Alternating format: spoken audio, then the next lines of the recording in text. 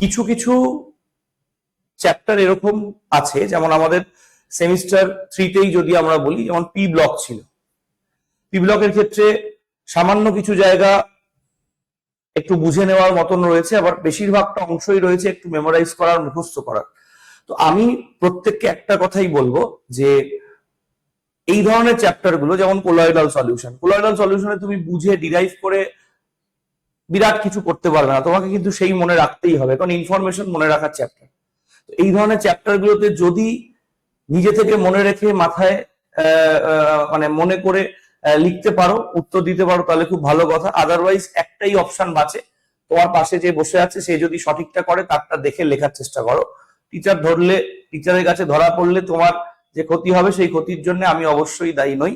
কিন্তু যদি তোমার মনে হয় যে না, আমি এত বড় রিস্ক নেবো না, তাহলে সেক্ষেত্রে করে মনে রাখার চেষ্টা করো।